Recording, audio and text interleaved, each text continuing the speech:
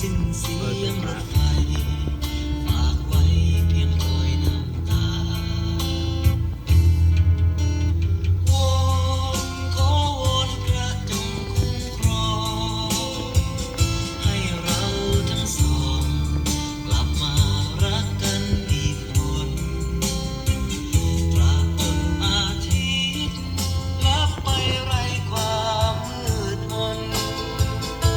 ให้ฝนพรางพรมหลั่งมาฉโลมดวงใจเธอโบกมือลาแก้วตาเธออย่าร้องไห้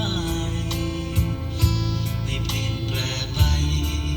หากใจเรายังมั่นคงสบตาอีกครั้งฝากรักแทนความห่วงใยแววเสียงรถไฟหวั่นใจรักไม่กลับมาสิ้นเสียงรถไฟฝากไว้เพียงรอยน้ำตาสิ้นเสียงรถไฟฝากไว้เพียงคำสัญญา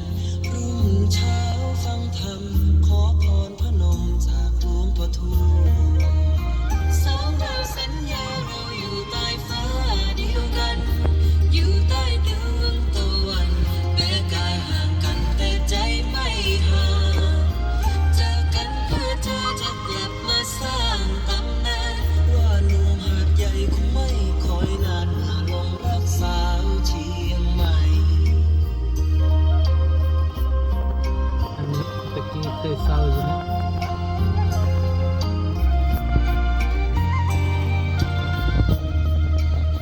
พี่นั้นพูดจริงดังคำที่กล่าว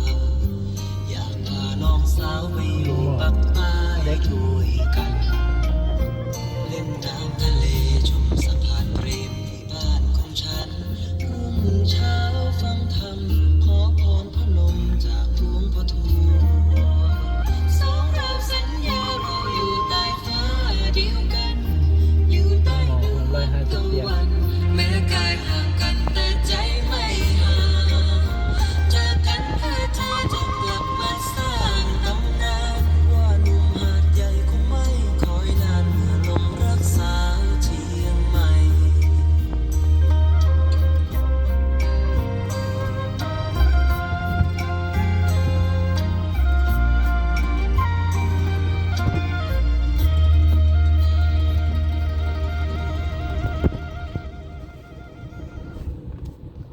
อ้าวจบการบันทึกเนาะมาแต่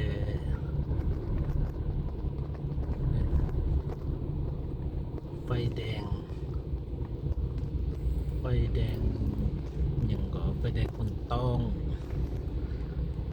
คนพะเนานะมาฮอด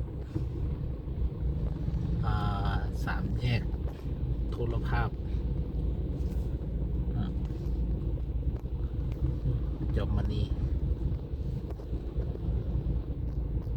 จบการบันทึกมานี้วันที่12 เดือน 8 2021มันสามแยกคนต้องอยู่นี่ต้องครับ